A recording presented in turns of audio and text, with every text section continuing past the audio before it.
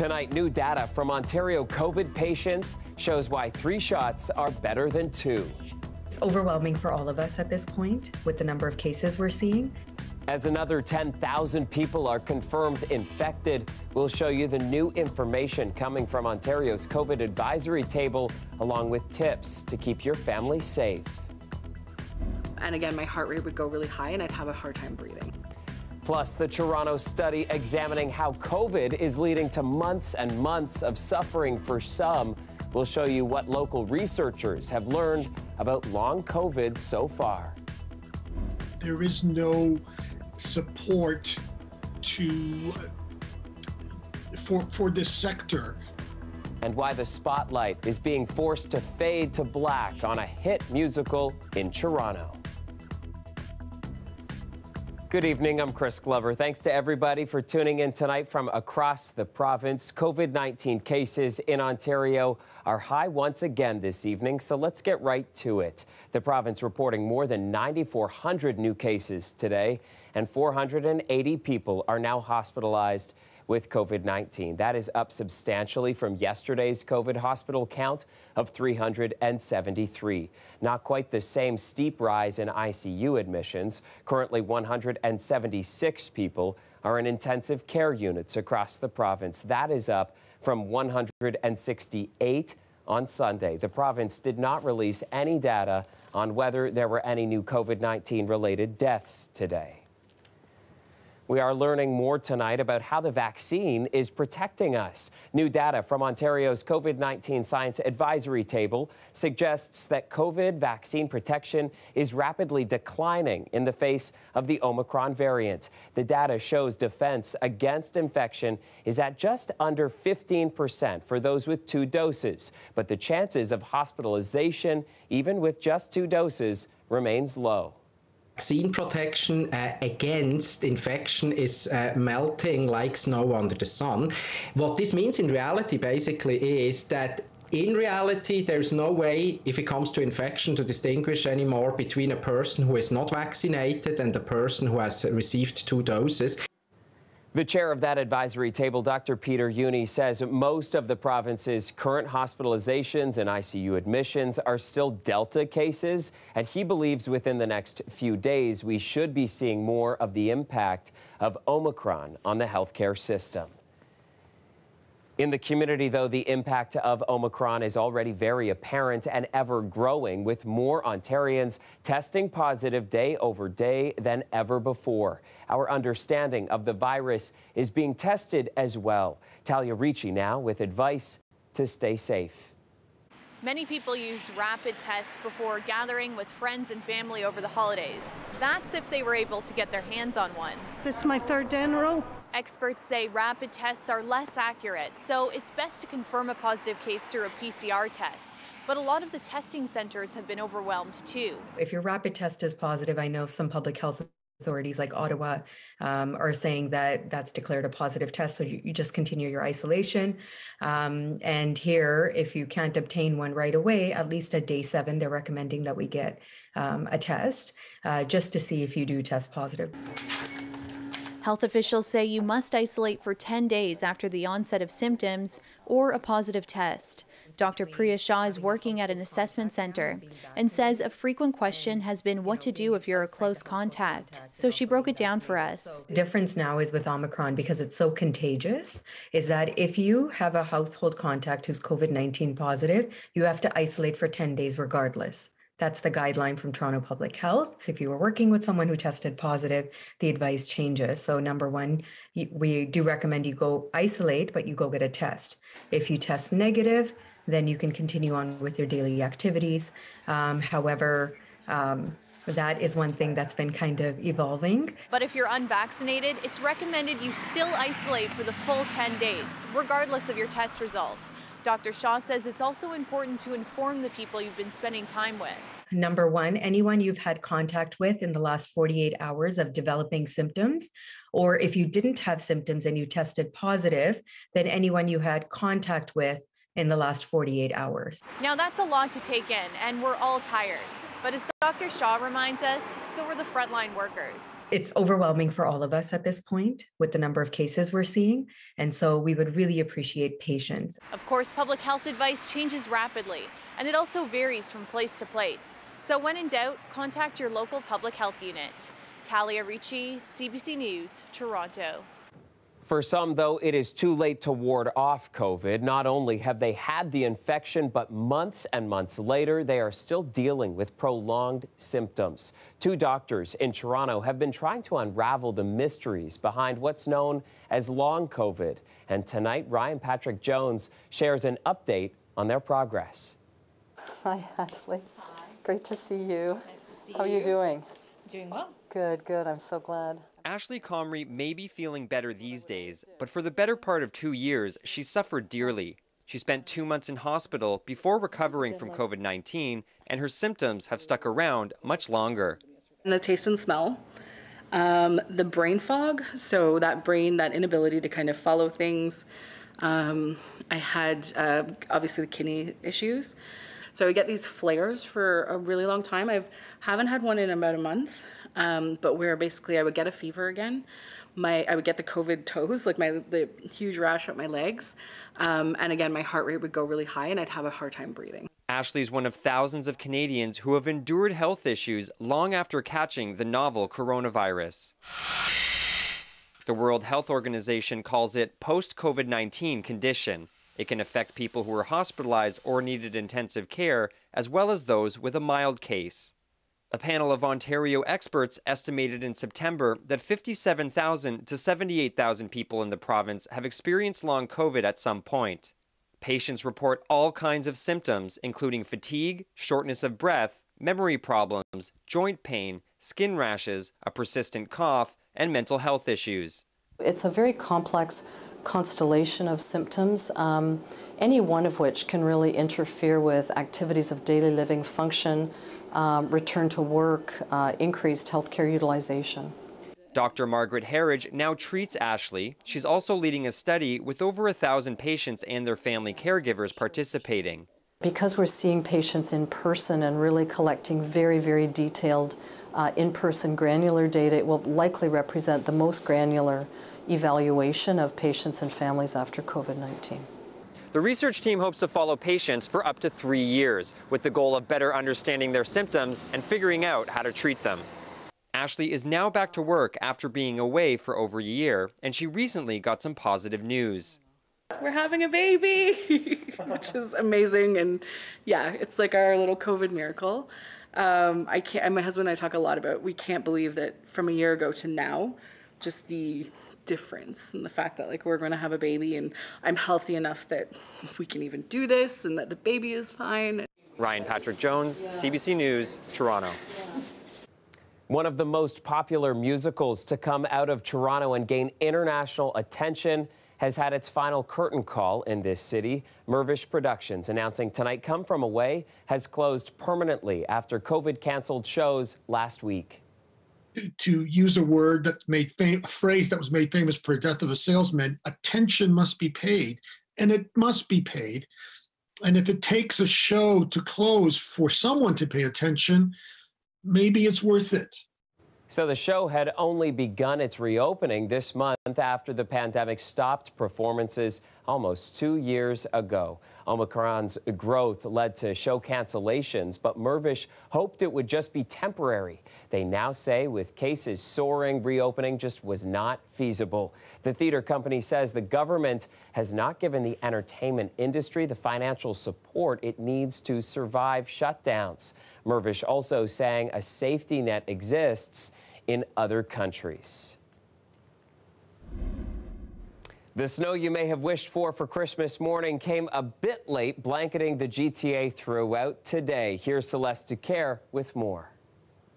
So we saw some flurries in Toronto today, a couple centimeters, but that's going to be met with some messy conditions this evening. We're going to mix of rain and snow. There is a freezing rain warning in effect overnight tonight into early tomorrow morning. So just be extra careful if you're out there commuting tonight. As for that system, it's going to bring some light snow for southern Ontario.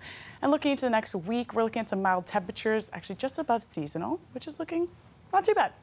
So here's our storm tracker for this evening. By early tomorrow morning, Toronto will be in the clear.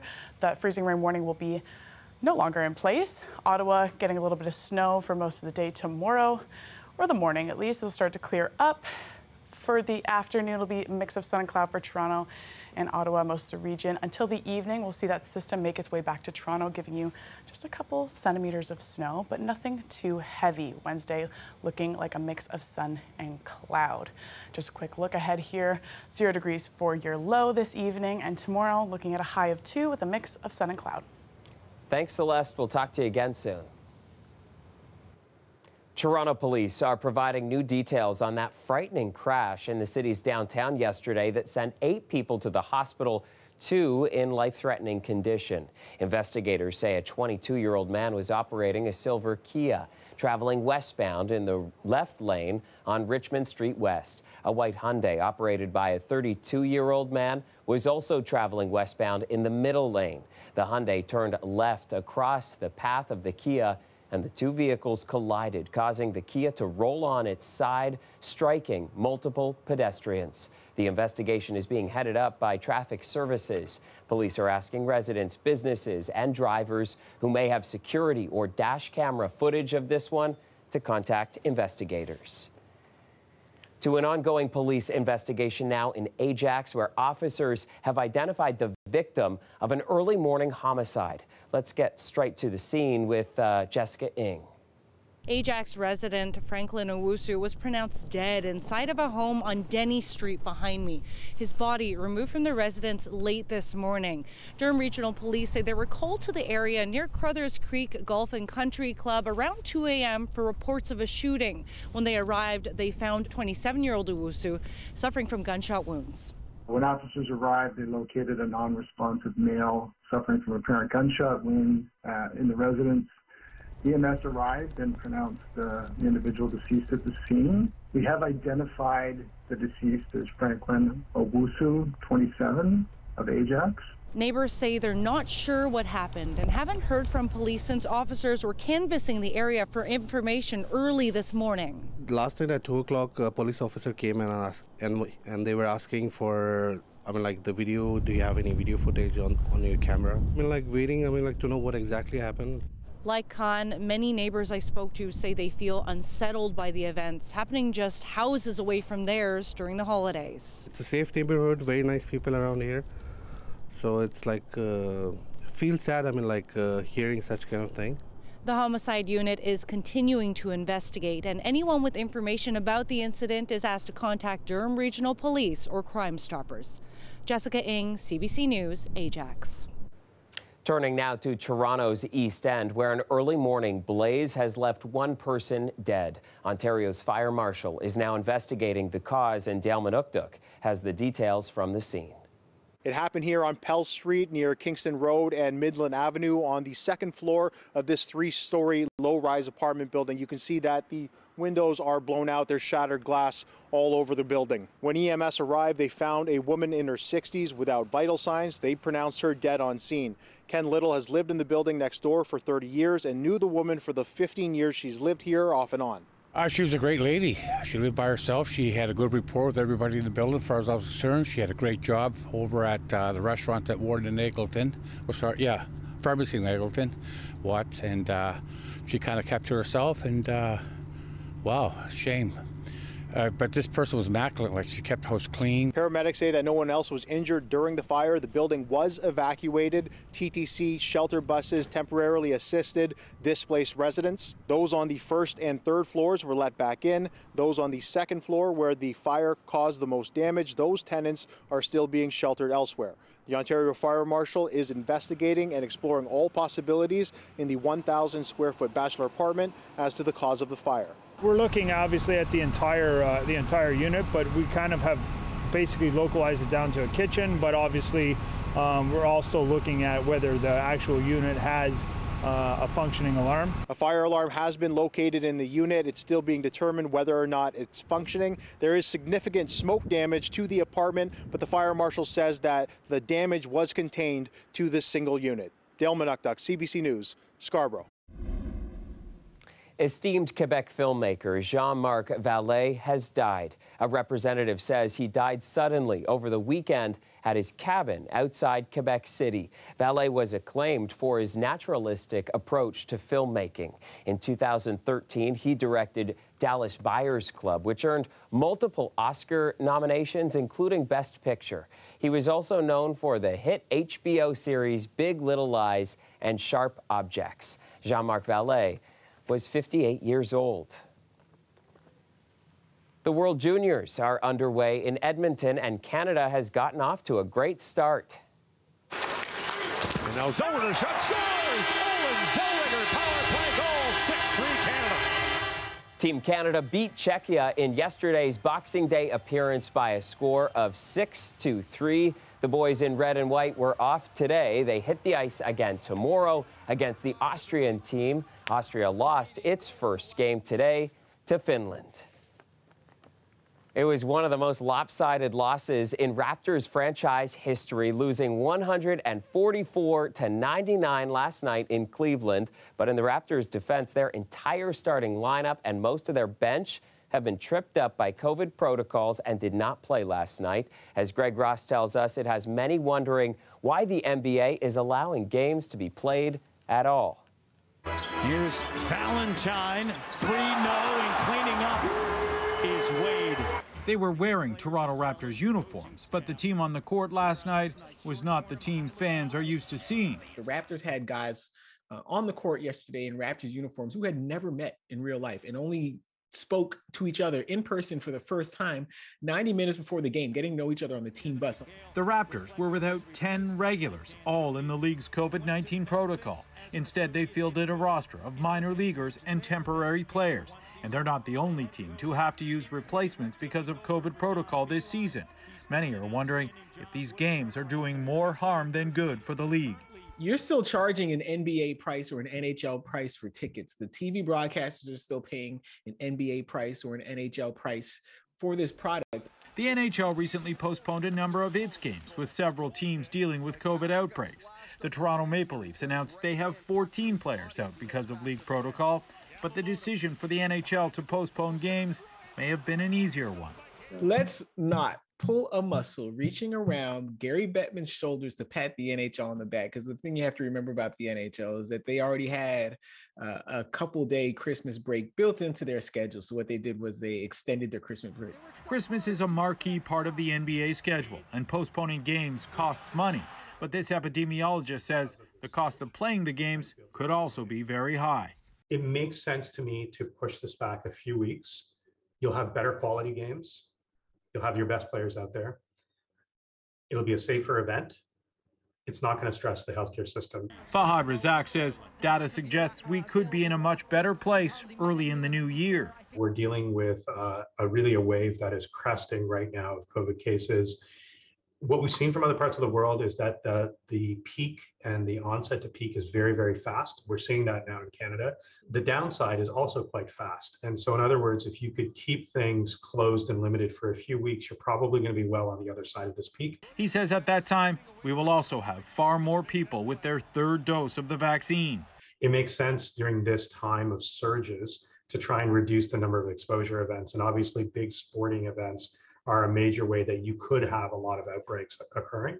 And so it makes sense from that perspective, just till we're on the other side of this. Greg Ross, CBC News, Toronto.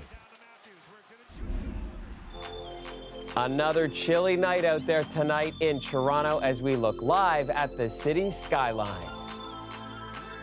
But we are in for a warm-up. Let's get back to Celeste now. Celeste, not ideal tonight, especially not for our roads. So overnight tonight, some messy conditions, but tomorrow is actually shaping up to be a nice day in Toronto. 7 a.m. we're looking at a high of -1, cloudy conditions.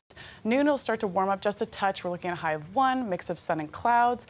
And for the evening, looking at temperatures dropping down to 0, and overnight we'll see this system make its way into the region, giving us a couple centimeters of snow once again. Some watches and warnings for you in effect overnight tonight in Toronto. Freezing drizzle advisory till about 5:30 a.m. tomorrow, and the same goes for Belleville. Just be extra careful if you're out on the roads this evening. Here's a look at your 24-hour weather outlook.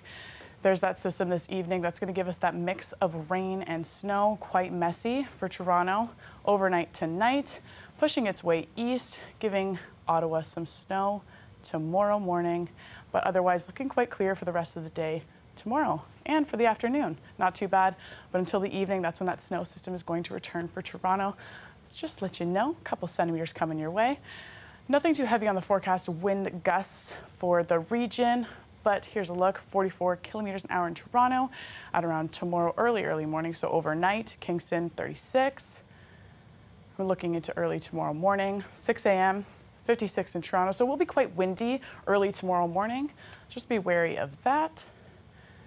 And for your next 7 days, just above seasonal temperatures, usually around this time of the year, the GTA sits around -1. So we're looking just a touch above that. Tuesday, mix of sun and cloud, high of 2. Wednesday, a high of 4. Thursday, that snow is set to return, high of 2 degrees there, just a couple centimeters. And then the weekend, that's when we'll start to see those temperatures drop once again, bringing us those wintry conditions. Snow this weekend on both Saturday and Sunday. Otherwise, a nice week in Toronto. Stay warm, stay safe, and I will be back with you tomorrow. All right, sounds good. We'll see you then. Finally tonight, another reason to stay home to stay safe. Watch this.